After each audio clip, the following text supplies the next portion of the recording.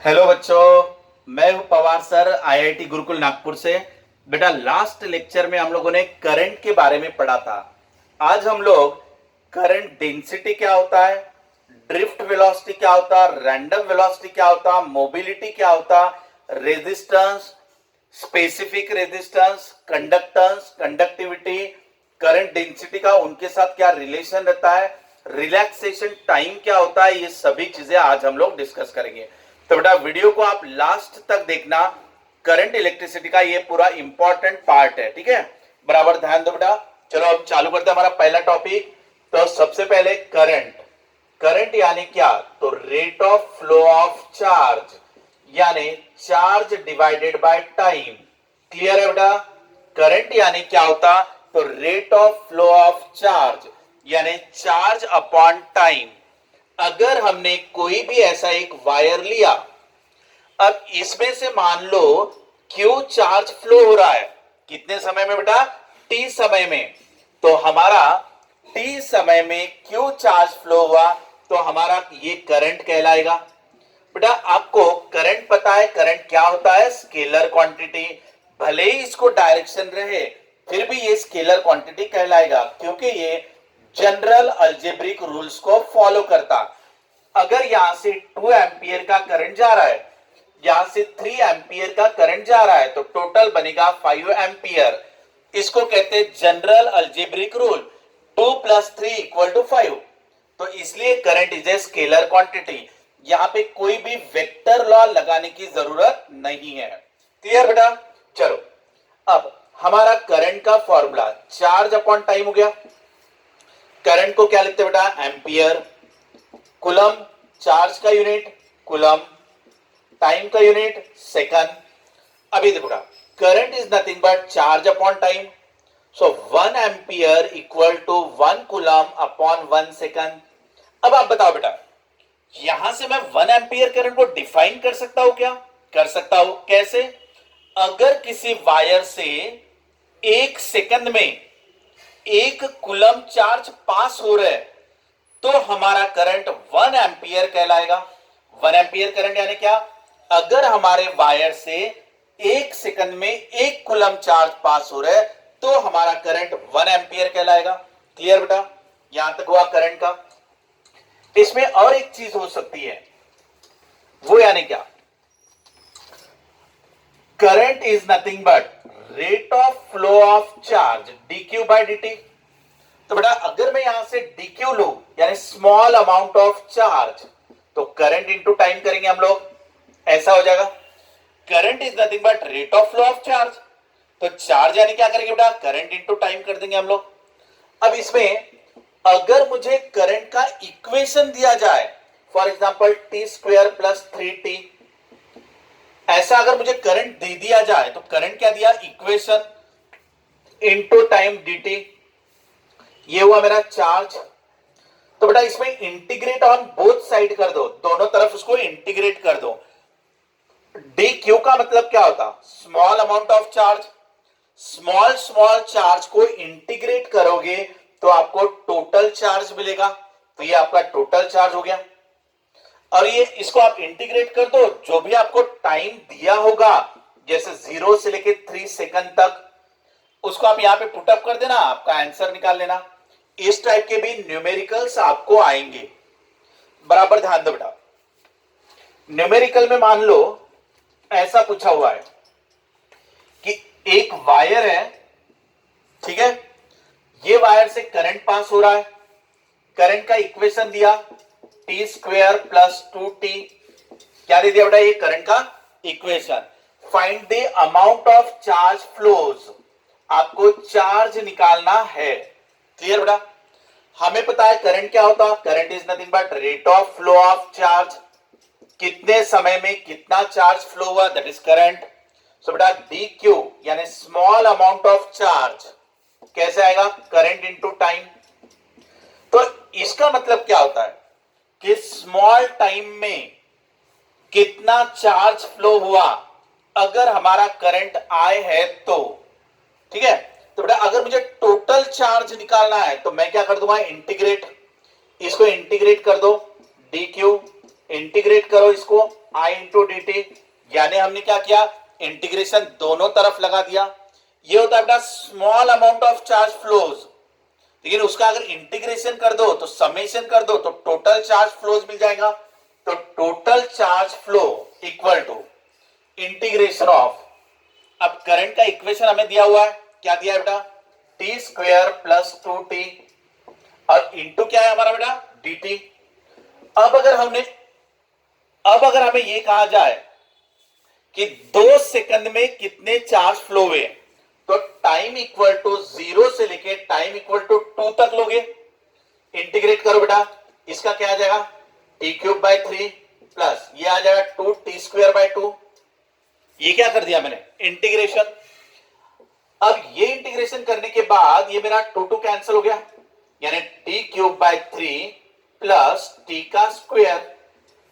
अब उन्होंने कहा हमें कि 2 सेकंड में कितने चार्ज फ्लो हुए, तो टाइम इक्वल टू 0 से लेके 2 सेकंड तक, तो आप इसमें 2 की वैल्यू रख दो तो ये हो जाएगा 8/3 प्लस यहां 2 की वैल्यू रख दो तो ये हो गया 4, यानी कितना हुआ बेटा, 20/3, इतना कूलम चार्ज फ्लो होगा।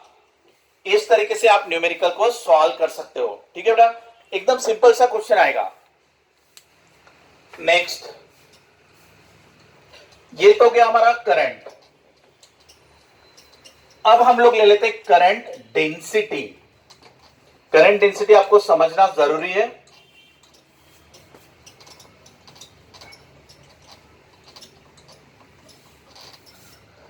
करंट डेंसिटी को जे लेटर से दिखाते हैं, ये हम लोग पढ़ रहे बेटा, करंट डेंसिटी। अब बताओ बेटा, करंट डेंसिटी को हम किस लेटर से दिखाते हैं, जे लेटर से। Current density is nothing but current पर यूनिट एरिया। क्या होता है बेटा, ये करंट पर यूनिट एरिया। करंट का यूनिट क्या है अपना, एंपियर। एरिया का क्या है, मीटर स्क्वायर। यहां पे या तो मीटर स्क्वायर लो, सेंटीमीटर स्क्वायर लो या मिलीमीटर स्क्वायर लो, चलेगा। ये हमारा वायर है, इससे हमारा 10 एंपियर का करंट जा रहा है, और ये जो एरिया ऑफ क्रॉस सेक्शन है वो है 2 सेंटीमीटर स्क्वायर। अब आप करंट डेंसिटी निकालो। ठीक है बेटा, how to find current density, यानी करंट पर यूनिट एरिया, यानी कितने एरिया से कितना करंट पास हुआ। तो करंट कितना पास हो रहा है, 10 एंपियर का। कितने एरिया से पास हो रहा है बेटा, 2 सेंटीमीटर स्क्वायर से, यानी ये हो गया हमारा 5 एंपियर पर सेंटीमीटर स्क्वायर। ये हो गया बेटा मेरा करंट डेंसिटी। सभी को क्लियर है? So current density is nothing but current पर यूनिट एरिया। इसका थोड़ा सा एडिशनल पार्ट पढ़ते हैं। हो सकता है आपको एडिशनल पार्ट तुरंत ना समझ में आए, थोड़ा एडिशनल इंफॉर्मेशन बता रहा हूं। करंट डेंसिटी यानी करंट पर यूनिट एरिया। अब बेटा एरिया को अगर मैंने ए ना लिखते हुए इसको ds लिख दिया, ds का मतलब क्या, स्मॉल एरिया। अब current equal to current density into area, ऐसा हो गया। एक चीज याद रखना बेटा, current is your scalar quantity. Current कौन सा है, स्केलर, जबकि current density is a vector quantity. और area vector, area is also a vector quantity. ये पॉइंट पहले दिमाग में रख लो। करंट क्या है, स्केलर। करंट डेंसिटी क्या है, वेक्टर। एरिया क्या है, वेक्टर क्वांटिटी। अब अगर मैंने ऐसा कोई एक एरिया ले लिया तो बेटा एरिया को परपेंडिकुलर होता है एरिया वेक्टर। तो ये हमारा एरिया ऐसा है ना, तो इसको परपेंडिकुलर लेंगे हम लोग, तो वो रहेगा अपना एरिया वेक्टर। याद रखना हमेशा से, area vector is perpendicular to the plane of area. अब ये हमारा कंडक्टर है, मान लो ऐसा, इसका ये वाला एरिया ले लेते ए, डी ए। क्लियर? हमारा वायर से करंट जा रहा होगा, तो ये करंट डेंसिटी जे इस तरफ। मैंने कहा current density is a vector, area is also a vector. इनके बीच में का एंगल ले लेते बेटा थीटा। अब देखो करंट डेंसिटी इज करंट पर यूनिट एरिया, तो यहां से मेरा करंट इक्वल टू क्या है, करंट डेंसिटी इंटू एरिया, तो ये दोनों वेक्टर है बेटा। अब अगर दो वेक्टर क्वांटिटी में डॉट प्रोडक्ट होता है तो ये वाला स्केलर रहता, अगर ये वेक्टर होता तो यहां क्रॉस प्रोडक्ट रहा होता, लेकिन ये है हमारा स्केलर, इसलिए यहां पे रहेगा डॉट प्रोडक्ट। अब मुझे बताओ बेटा vector A dot vector B, इसका फॉर्मूला क्या होता, वो होता है A B cos theta. Vector A dot vector B का फॉर्मूला अगर ए बी कॉस थीटा होता होगा तो इसका भी आप आंसर निकाल सकते हो ऐसे, that is J into D S cos theta, ऐसा। क्लियर बेटा।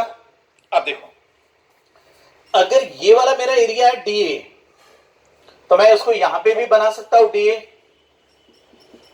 ये बना दिया एरिया डी ए। अगर ये वाला एंगल थीटा है तो ये भी एंगल थीटा बनेगा, ऐसा वाला। यहां से मैं कॉस थीटा अगर लू तो कॉस थीटा यानी एडजेसेंट साइड अपॉन हाइपोटेनियस। अब एडजेसेंट कौन सा है बेटा, डी ए, हाइपोटेनियस क्या है डी एस। यहां से मैं डी ए की वैल्यू क्या निकालूंगा, डी एस कॉस थीटा। यहां से मेरा डी ए का वैल्यू आ जाएगा डी एस कॉस थीटा, बराबर है बेटा। तो ये जो मेरा डी एस कॉस थीटा था, इसके जगह पर मैं डी ए लिख सकता हूं, ये ऐसे। अब और एक बार देख लो बराबर, करंट डेंसिटी इज करंट पर यूनिट एरिया, इसलिए ये करंट डेंसिटी यानी करंट पर यूनिट एरिया, तो करंट यानी जे इंटू डी एस, ये dot product A dot B यानी ए बी कॉस थीटा और डी एस कॉस थीटा यानी डी ए। ये आपका एडिशनल इंफॉर्मेशन था, इसकी आपको बहुत ज्यादा जरूरत नहीं आएगी, आपको सिंपल याद रखना है कि करंट डेंसिटी इज करंट पर यूनिट एरिया। ठीक है बेटा। इसके अलावा ये एडिशनल इंफॉर्मेशन थी, आपको ये समझा तो भी ठीक, नहीं समझा तो भी ठीक। आप सिर्फ बेसिक याद रखो कि करंट डेंसिटी यानी क्या, तो करंट पर यूनिट एरिया, उससे भी आपका काम हो जाएगा।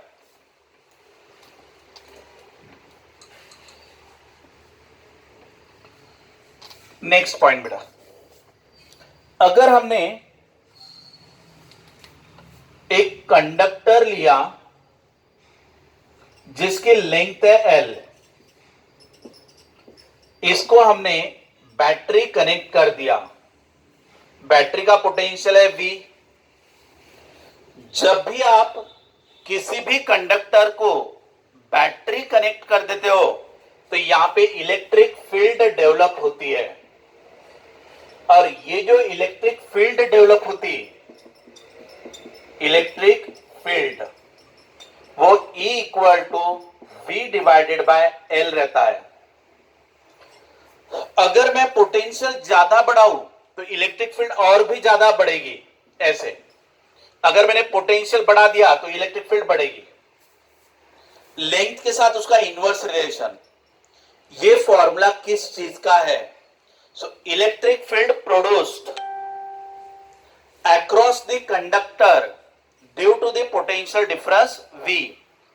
अगर किसी कंडक्टर को V का पोटेंशियल लगाया जाए तो वहां पे जो इलेक्ट्रिक फील्ड डेवलप होती है वो E equal to V by L होता है। ये फॉर्मूला याद रख लेना। अब देखो बेटा, इसको मैं रीअरेंज करता हूं, E इक्वल टू V के जगह पे क्या लिख सकते हैं, Ohm's law, V equal to IR divided by L। I resistance की जगह पे क्या लिख सकते हैं, rho L upon A divided by क्या, L। LL get cancel, E equal to क्या मिला, I rho divided by A, LL cancel हुआ। ये देखो बेटा, electric field equal to potential difference upon length of conductor, V is nothing but IR according to Ohm's law। R is row L upon A, area of cross section रहता है आपका ए, length रहता है L, resistivity रहती है rho, L L get cancel, तो ये हो गया आई रो अपॉन ए।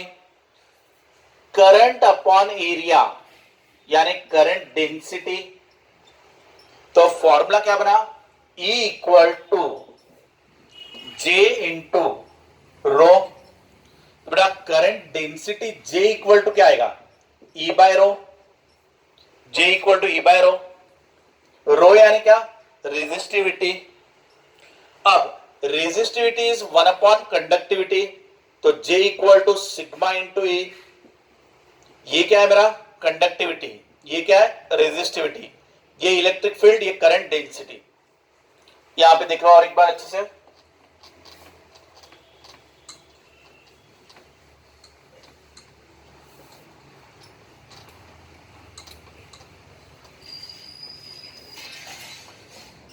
एक मेटल है जिसकी लेंथ है एल, उसको पोटेंशियल लगा दिया V, ठीक है बेटा।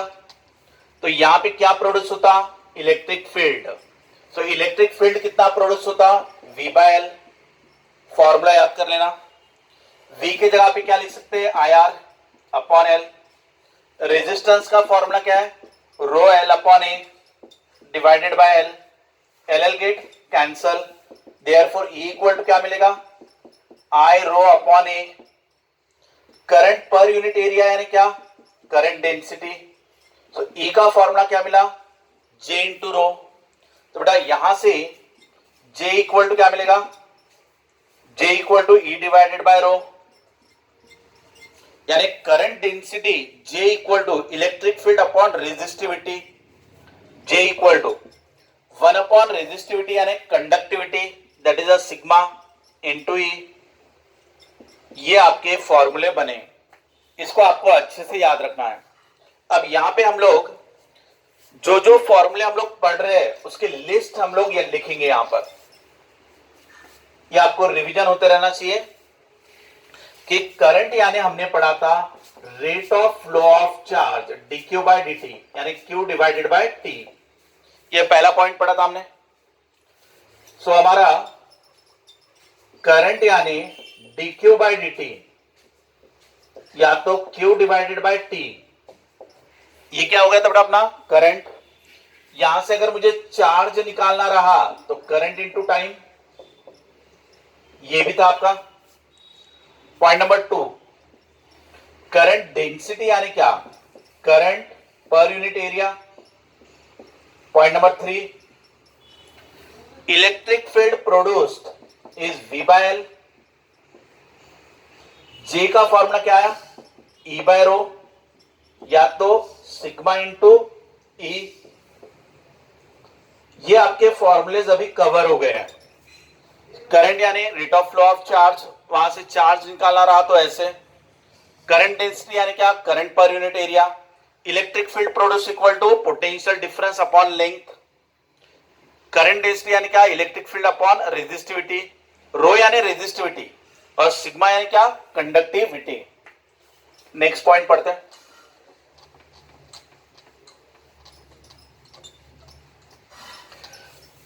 अब देखो डर, इन पॉइंट्स को हमें बहुत अच्छे से आगे इस्तेमाल करना है, ये वाले पॉइंट्स को। अब आपका नेक्स्ट पॉइंट है रैंडम वेलोसिटी। रैंडम वेलोसिटी यानी क्या, तो ये हुआ अपना मेटल। मेटल का मतलब बेटा which contain large number of free electrons, जिसके अंदर बहुत से फ्री इलेक्ट्रॉन्स होते हैं उसे कहते हैं मेटल। मेटल यानी which contain large number of free electron. अब ये वाला इलेक्ट्रॉन मान लो इस तरफ जा रहा है, ये वाला इलेक्ट्रॉन मान लो इस तरफ जा रहा है, तो एक इलेक्ट्रॉन नीचे की तरफ जा रहा है तो एक ऊपर की तरफ जा रहा है। एक इलेक्ट्रॉन मान लो इस तरफ जा रहा है तो दूसरा इलेक्ट्रॉन आपका इस तरफ जा रहा है, यानी ये हो गया रैंडम वेलोसिटी। यहां पे इलेक्ट्रॉन क्यों घूमते हैं, ड्यू टू टेम्परेचर। अगर वेलोसिटी ऑफ इलेक्ट्रॉन निकालना रहा थर्मल, थर्मल यानी क्या, ड्यू टू टेम्परेचर, तो उसका फॉर्मूला रहेगा under root of 3 kT by m। ये क्या हुआ बेटा, velocity of electron due to temperature. यहाँ पे टेम्परेचर है तो इलेक्ट्रॉन को वेलोसिटी है, उसका फॉर्मूला क्या रहेगा, अंडर रूट ऑफ 3kT/m। यहाँ पर k क्या है बेटा, तो k है हमारा बोल्ट्जमैन कांस्टेंट। k क्या होता है आपका, बोल्ट्जमैन कांस्टेंट। k की वैल्यू क्या रहती, 1.38 इंटू 10⁻⁻23, ये उसकी वैल्यू रहती। यहाँ पे m यानी क्या, मास ऑफ इलेक्ट्रॉन।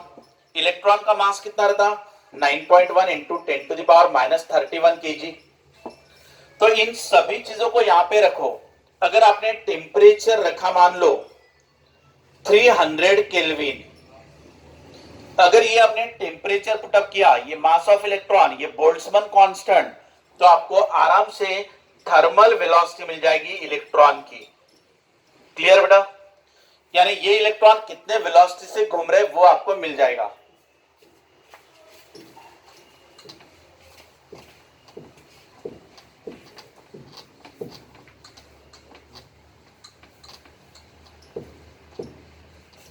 बराबर बैठ की क्लास सुनो बेटा। अब ये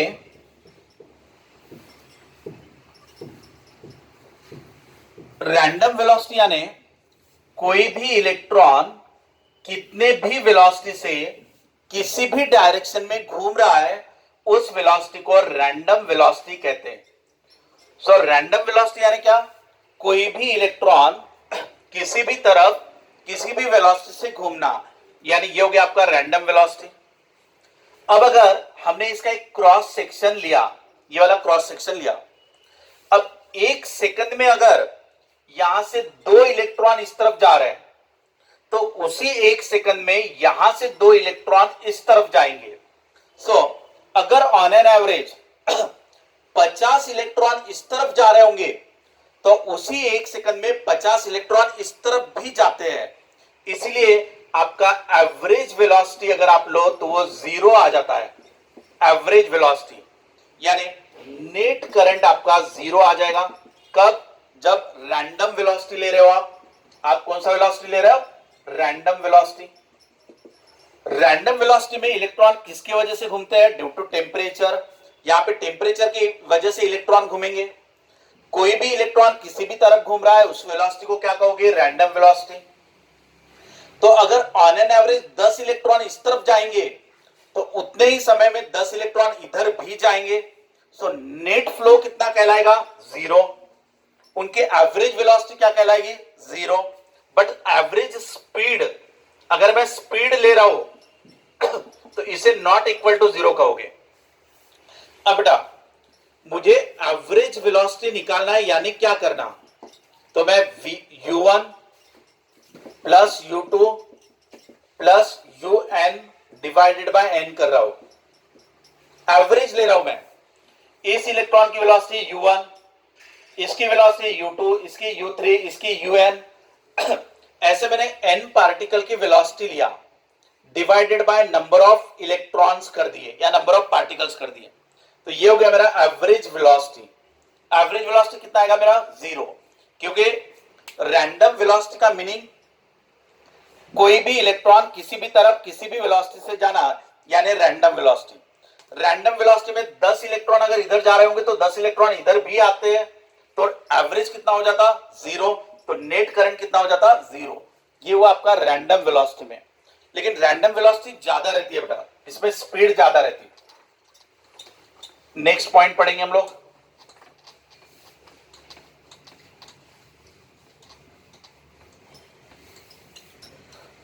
आपका नेक्स्ट पॉइंट है ड्रिफ्ट वेलोसिटी। ड्रिफ्ट वेलोसिटी को वीडी करके दिखाओ आप, ड्रिफ्ट वेलोसिटी। अब ये हुआ आपका कंडक्टर, इसको लगा दिया हमने बैटरी या तो सेल, जिसका पोटेंशियल है V। अब ये पोटेंशियल किसके अक्रॉस लगाया, इसके अक्रॉस यानी L।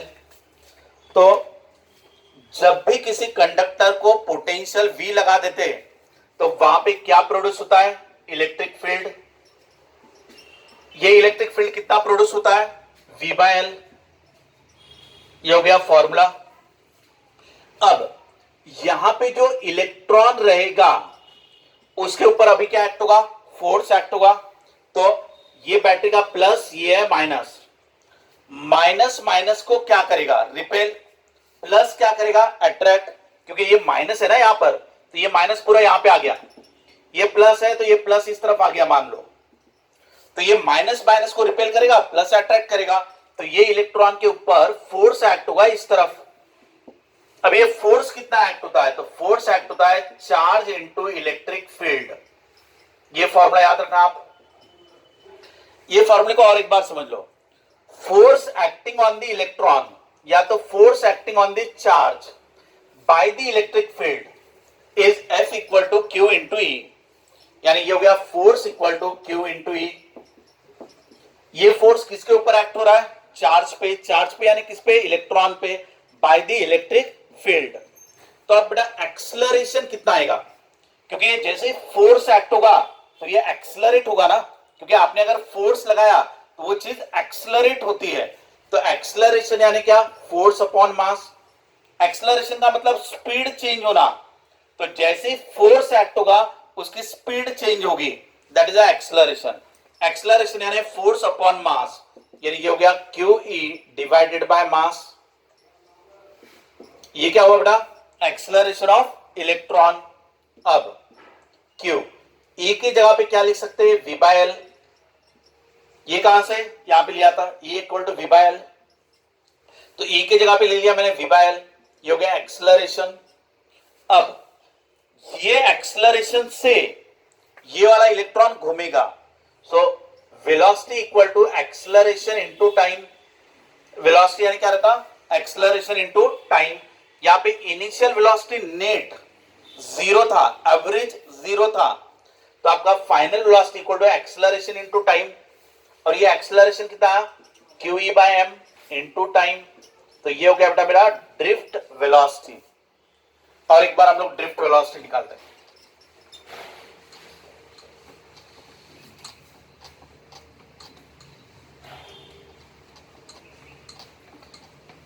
बराबर ध्यान देना इधर।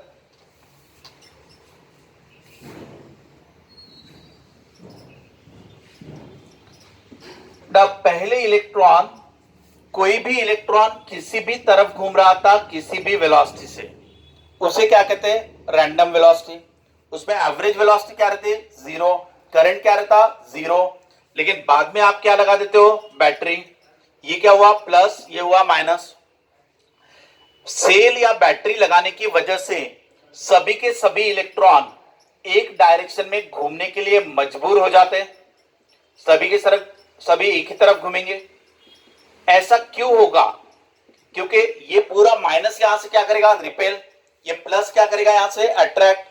तो सभी के सभी इलेक्ट्रॉन एक तरफ घूमने लगेंगे, तो बैटरी लगाने की वजह से सभी के सभी इलेक्ट्रॉन एक तरफ खींचे गए, उसे कहते हैं ड्रिफ्ट। तो ये हो गया आपका ड्रिफ्ट वेलोसिटी। अगर बैटरी नहीं लगाया तो इलेक्ट्रॉन कहीं पे भी घूमते हैं इधर उधर, उसे क्या कहते हैं? Random velocity. लेकिन बैटरी लगाने के बाद क्या होता? सभी इलेक्ट्रॉन एक तरफ खींचे जाते हैं, उसे क्या कहते हैं? Drift velocity. ड्रिफ्ट वेलोसिटी कम रहती है, रैंडम वेलोसिटी ज्यादा रहती है। एवरेज लो तो जीरो आएगा, ठीक है। अब इसमें हमने क्या पढ़ा था बेटा? मेटल के अंदर का एक इलेक्ट्रॉन ले लो जिसके ऊपर चार्ज है Q। जैसे ही आपने पोटेंशियल V लगाया तो यहां पे क्या प्रोड्यूस होता है? Electric field. इलेक्ट्रिक फील्ड कितनी प्रोड्यूस होती है? V by L। ये यहां पे इलेक्ट्रिक फील्ड प्रोड्यूस हुई। फिर इलेक्ट्रिक फील्ड चार्ज के ऊपर क्या एक्ट करती है? फोर्स। अब ये फोर्स कितना रहता? Charge into electric field. अब इस फोर्स की वजह से इलेक्ट्रॉन आपका एक्सलरेट होता है, तो एक्सलरेशन यानी force upon mass, that is QE by M। ये हो गया आपका एक्सलरेशन। काइनेमेटिकल इक्वेशन क्या है? V equal to U plus AT। अगर ये सभी इलेक्ट्रॉन को लगा दिया जाए 1 2 3 4 5 अप टू N, तो सभी का मिला के एवरेज भी आप ले सकते हो। सभी का मिला के एवरेज वेलोसिटी इनिशियल इनिशियल बोलने का मतलब बिफोर अप्लाइंग द बैटरी और सेल, सेल लगाने के पहले सबका मिला के एवरेज वेलोसिटी क्या था? 0, क्योंकि एक इलेक्ट्रॉन इधर जा रहा है तो दूसरा इलेक्ट्रॉन इधर जा रहा है, तो ये इनिशियल वेलोसिटी 0 रहेगा। तो v इक्वल टू क्या आ जाएगा? Acceleration into time. ये क्या है बेटा? v बोले तो फाइनल वेलोसिटी, फाइनल बोले तो क्या? After applying the battery, that is a drift velocity. और बिफोर अप्लाइंग द बैटरी ये कहीं पे भी घूमते हैं, that is a random velocity, उसका एवरेज क्या आया था? 0। सो v इक्वल टू at बचेगा क्योंकि ये 0 है। इतना क्लियर है बेटा? u और v का मीनिंग क्लियर है? u यानी क्या? बैटरी लगाने के पहले की वेलोसिटी, तो उसमें एवरेज आ रहा था 0। और ये v बोले तो क्या? फाइनल वेलोसिटी, बैटरी लगाने के बाद, तो फाइनल वेलोसिटी यानी ड्रिफ्ट, तो drift velocity equal to acceleration into time. अब एक्सेलरेशन कितना है मेरा? Q E by M into time, ये हमने यहां पे निकाला हुआ है। तो ये आपका ड्रिफ्ट वेलोसिटी का एक फॉर्मूला रहेगा। क्लियर?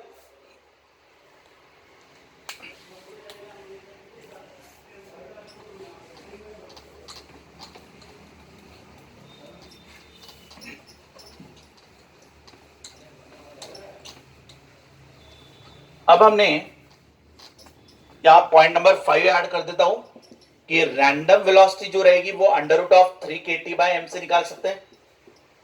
अगर रैंडम वेलोसिटी का एवरेज लो तो इसका अगर एवरेज लिया जाएगा तो वो कितना आएगा? 0। क्लियर? ड्रिफ्ट वेलोसिटी हमने निकाला, ड्रिफ्ट वेलोसिटी का फॉर्मूला क्या है? Q E by M into T, ये हो गया आपका ड्रिफ्ट वेलोसिटी। ठीक है?